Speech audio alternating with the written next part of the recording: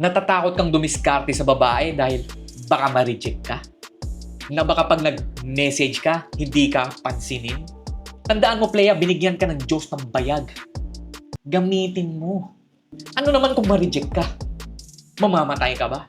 Magugunaw ba yung mundo? Walang mangyayari sa'yo kung di mo patitibayin yung sarili mo sa failures at rejection. Buti pa nga mga tomboy nagkakajowa, ikaw na may bayag, di makalapit sa mga babae. Ano, dahil wala ka bang confidence? Wala kasi akong confidence. Wala kang confidence kasi wala kang experience.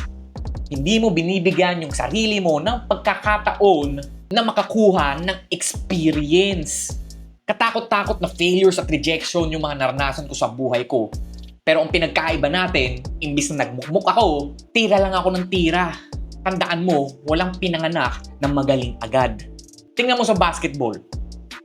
Mas marami lagi yung field goal attempts kaysa sa field goals made.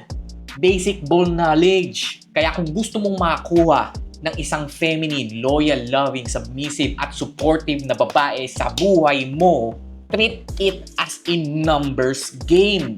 The more you put up shots, the more na may improve mo yung diskarte at yung forma mo. Because inside the sexual marketplace, you only need one bucket. Isang shoot lang.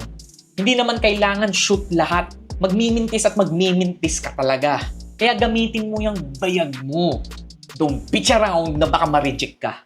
Treat every results as feedback. Kung na-reject ka, edi alam mo na sa susunod kung ano yung mga kailangan mong i-improve. Kung pumasok naman yung tira mo, edi alam mo na ngayon kung ano yung gumagana sa'yo. But again, hindi ka magkakaroon ng feedback kung duduwag-duwag ka.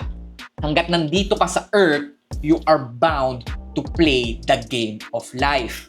So it's either you play it well or miss your one and only chance. Kaya importante that you keep your balls hanging at all times.